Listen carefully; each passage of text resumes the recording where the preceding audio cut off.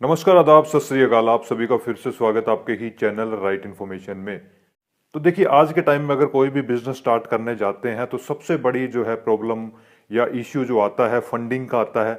Business तो हर कोई करना चाहता है, मगर किसी के पास अगर फंडिंग की कमी हो, इन्वेस्टमेंट ना हो, तो वो बिजनेस जो है अपना सही तरह से नहीं कर पाता। देखिए, ऐसी काफी स्कीम्स जो है बताई गई है कि एग्जिस्टिंग जो बिजनेस कर रहे हैं उनको किस तरह से जो है लोन मिल सकता है, अपने बिजनेस को कैसे बढ़ा सकते हैं। मगर ऐसे काफी कमेंट आए कि अगर हम खुद का अगर आप कोई अपना नया बिजनेस स्टार्ट करना चाहते हैं तो उसके लिए फंडिंग किस तरह से मिले, तो उसके लिए आपको जो है इन्वेस्टमेंट यानी कि लोन कहाँ से मिले, कैसे मिले। तो आज उसी के बारे में आपको बताया जाएगा। गवर्नमेंट ऑफ इंडिया की स्कीम एक है जिसके बारे में पूरी डिटेल से बताई जाएगी। इस स्कीम के तहत आप जो है 10 लाख रुपए से लेके 1 करोड़ तक जो है लोन ले सकते हो, और बिना सिक्योरिटी के भी ये आप जो है लोन ले सकते हो, आपको कोई भी सिक्योरिटी नहीं देनी। और इसी के साथ मैं बता दूं, जो आज स्कीम की हम बात करेंगे उसमें नए रूल्स एंड रेगुलेशंस आए हैं। इसका जो प्रोसेस है काफ़ी इजी कर दिया गया है और भी ज़्यादा फैसिलिटीज़ दे दी गई है। इसमें एग्रीकल्चर के प्रोडक्ट्स भी जो है इंक्लूड कर दिए गए हैं। अगर आप एग्रीकल्चर से रिलेटेड कोई बिजनेस करना चाहते हैं तो वो भी इसमें इंक्लूड कर दिए गए हैं, और भी कैटेगरी के जो बिजनेस है वो सारे आज आपको बताए जाएंगे। तो देखिए, हमारा काम है कि हर स्कीम को अच्छी तरह से एक ही वीडियो में पूरा एक्सप्लेन कर दें, आपको बता दें कि किस तरह से आपको अप्लाई करना है, किस तरह से आप जो है वो स्कीम का फायदा ले सकते हैं, ताकि आपको अलग अलग जो है उसके लिए इन्फॉर्मेशन ना लेनी पड़े। बस आपको जो है वीडियो पूरा देखना है। अगर स्किप करके वीडियो देखेंगे तो कुछ समझ नहीं आएगा। तो ये स्कीम का अगर फायदा आप लेना चाहते हैं, स्कीम में अप्लाई करना चाहते हैं, तो ए टू जेड जो भी इन्फॉर्मेशन इस स्कीम के बारे में है सारी आज आपको इस वीडियो में बता दी जाएगी।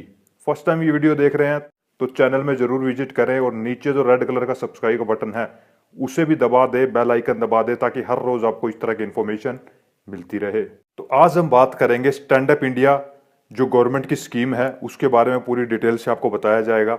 देखिए, स्टैंड अप इंडिया जो स्कीम है, गवर्नमेंट ऑफ इंडिया की जो है ये स्कीम है। इसके तहत जो है नए बिजनेस जो स्टार्ट करना चाहते हैं उनको लोन दिया जाता है, और लोन जो है आपको 10 लाख रुपए से लेके 1 करोड़ तक जो है आप नए बिजनेस के लिए लोन ले सकते हो। देखिए, इस स्कीम का जो मेन मोटिव है आत्मनिर्भर भारत, जिसको सबसे ज्यादा प्रमोट किया जा रहा है, और इसके तहत कि लोगों को ज्यादा से ज्यादा रोजगार प्रोवाइड किए जा सकें, इंडिया में ही ज्यादा से ज्यादा जो है स्टार्टअप यानी कि बिजनेस स्टार्ट किए जा सकें।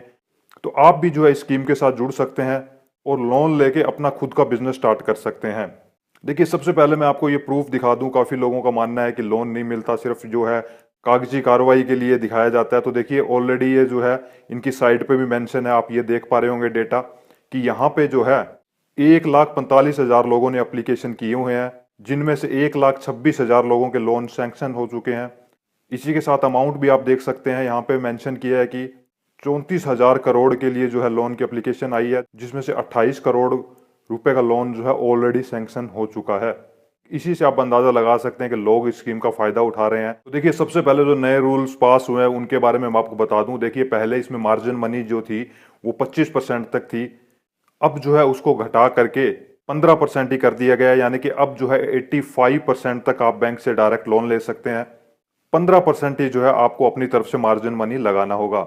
और इसी के साथ जो नए रूल्स आए हैं उसमें एग्रीकल्चर यानी कि अलाइंड एग्रीकल्चर को भी शामिल कर लिया गया है। तो देखिए, सबसे पहले कैटेगरीज देख लेते हैं, कौन कौन सी कैटेगरीज में जो है इसको ये बिजनेस कर सकते हैं, जिसके लिए लोन ले सकते हैं। सबसे पहले आता है मैन्युफैक्चरिंग सेक्टर। मैन्युफैक्चरिंग सेक्टर से जितने भी जुड़े हुए बिजनेस हैं वो सारे बिजनेस जो है इस स्कीम के अंडर आते हैं। उसके बाद आता है ट्रेडिंग। ट्रेडिंग से जुड़े जितने भी बिजनेस है वो सारे इसमें आते हैं।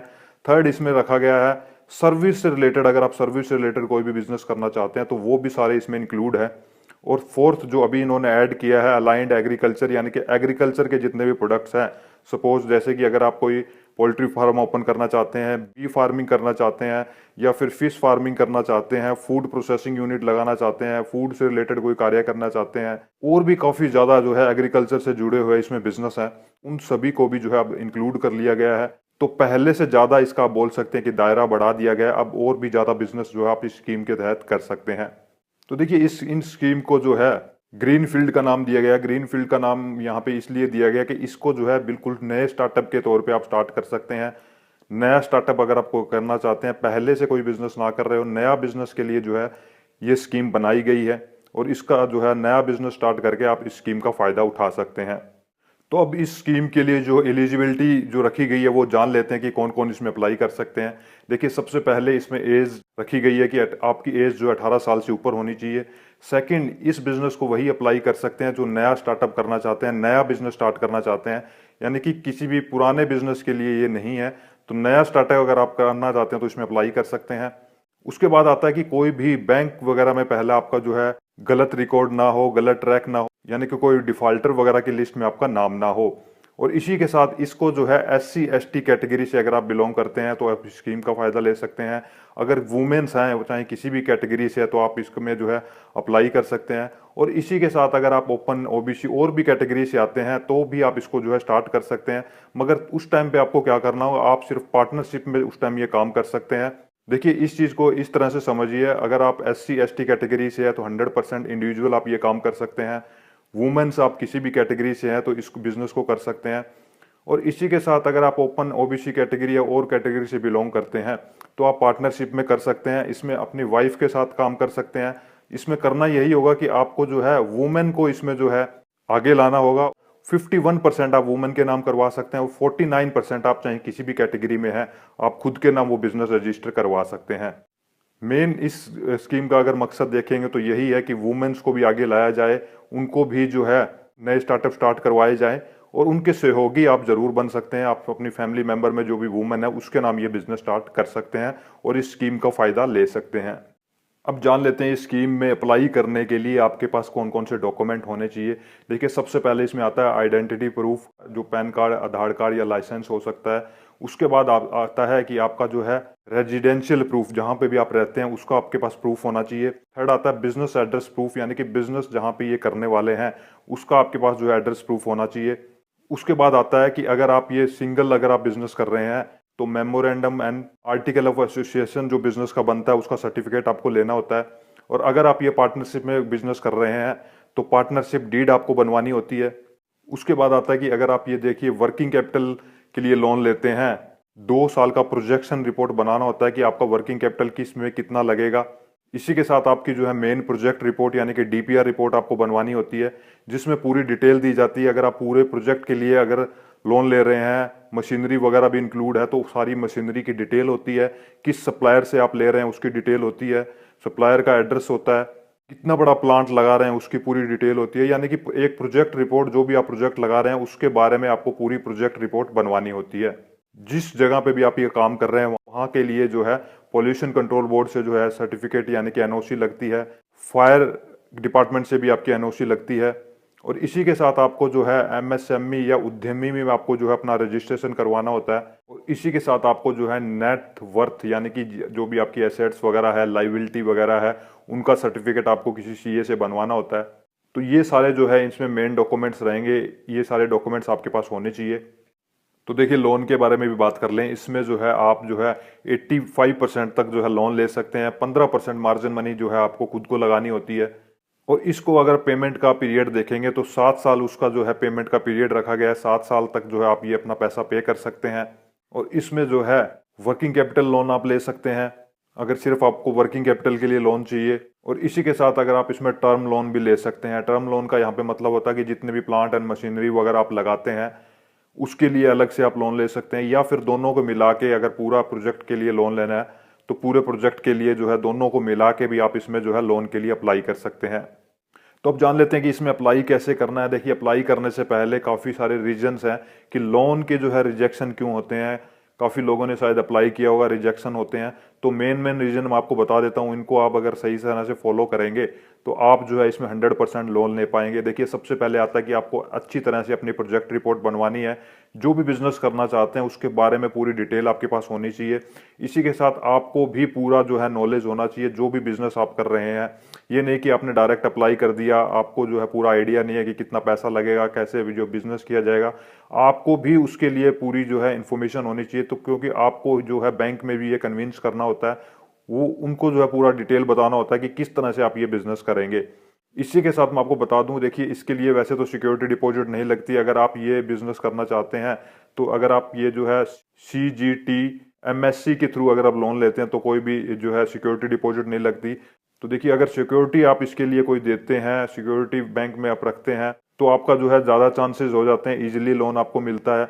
और इसी के साथ कोशिश ये करिए कि इसमें जो है लिमिट बताई गई है 10 लाख रुपए से लेके 1 करोड़ तक ले सकते हैं। तो ये नहीं कि आप 1 करोड़ का डायरेक्ट लोन ले लें, आप पहले अपना अच्छा से प्रोजेक्ट रिपोर्ट बनाइए और कोशिश ये करिए कि कम से कम आप लोन के लिए अप्लाई करें। अगर आप खुद ज़्यादा पैसा लगा सकते हैं तो अपना भी उसमें जो है शेयर ज़्यादा इंक्रीज करिए, ताकि बैंक को थोड़ा विश्वास हो सके। और इसी के साथ कोशिश करिए कि बैंक को ज़्यादा से ज़्यादा आप जो है अपनी डिटेल दिखा सके, अपनी नेटवर्थ जो है ज़्यादा दिखा सकें, या फिर जो भी इंफॉर्मेशन है बैंक को ये विश्वास दिलवा सकें कि हम जो ये पैसा ले रहे हैं सिर्फ बिजनेस के लिए ले रहे हैं और बिजनेस करेंगे। और जैसे ही ये बिजनेस हमारा स्टार्ट हो जाएगा, आपका जो है इंस्टॉलमेंट स्टार्ट हो जाएगा।